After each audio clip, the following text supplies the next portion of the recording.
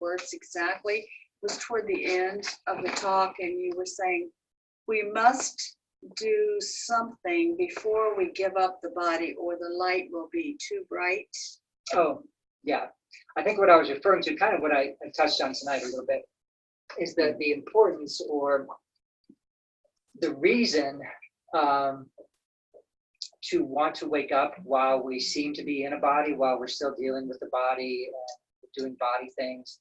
The reason we want to wake up while we're still in the body is because when the body does drop away, there's just light, and that being and seeing that, being in the light environment will be completely foreign to you.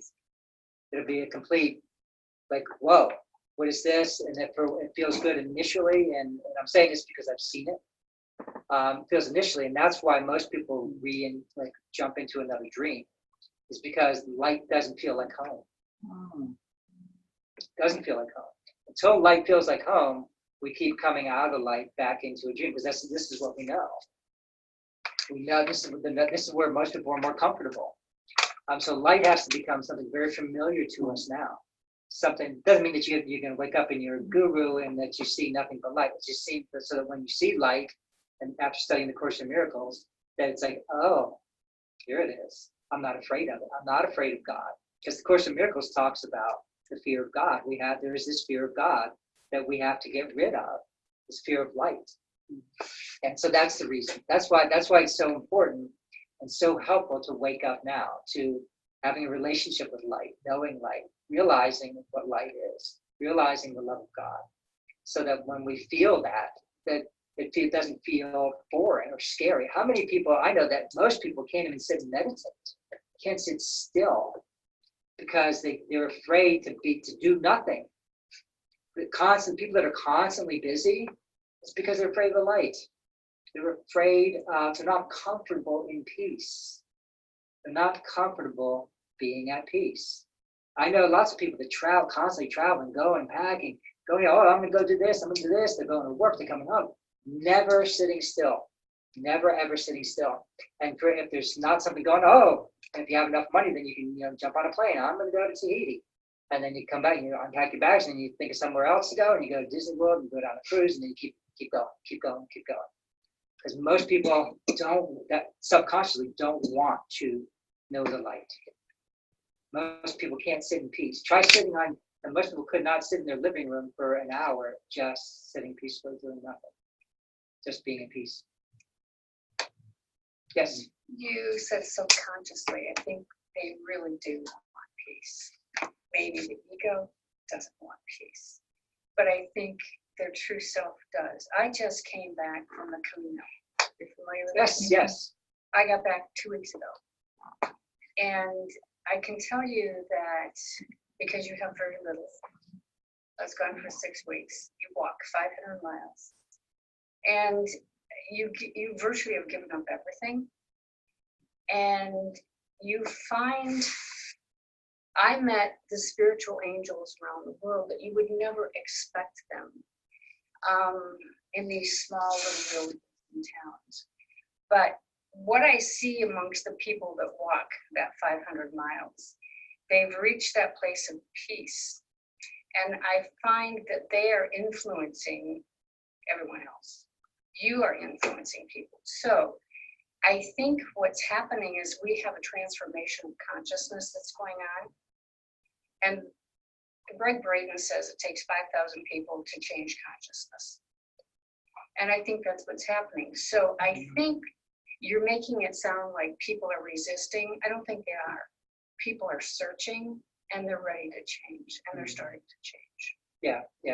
Unfortunately, you're correct. But the resistance to peace on 99% of the planet is palpable, and it is changing. It is changing, and there are people that everybody does want peace. In other words, you are correct that like getting on a plane and going to Tahiti, what's really underneath that is I want peace. The thought is I want peace, but we've replaced it with I'll go to Tahiti. But part of my responsibility and your responsibility and everybody's responsibility here is to see those people in the light of peace, Right. because that helps change them and change the dream. Right. Yes. So we can't look at them as conflict. Right. That's what Christ's vision is. Right. And what Christ's vision is actually not even looking at the person, because the person doesn't exist. Right. It's looking past the person to the light. Yes. And so when you look past the person to the light, you're looking at the love of God. And so it's that Christ vision, and what you're talking about is talking about love. What we're really looking past is the person or the image that's there, and not giving it credence. We have to look past it to the love of God, and that you're right. That changes everything. It absolutely changes everything. Because when we see the Christ in someone else, and it wasn't by coincidence that when Jesus appeared to me, he wasn't standing there, he wasn't standing here. He took the place of the person I was looking at because of the Christ vision, because of my Christ vision. And I was being taught that that's what it is, because it could have happened in lots of other ways, but it didn't.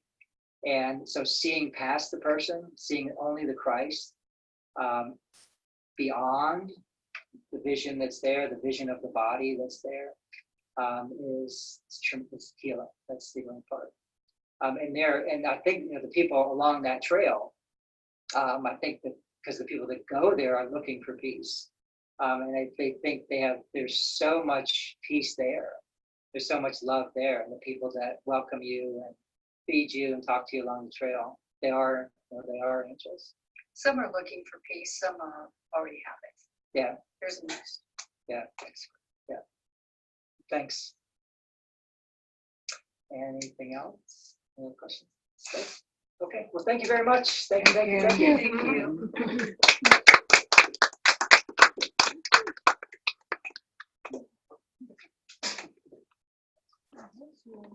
No.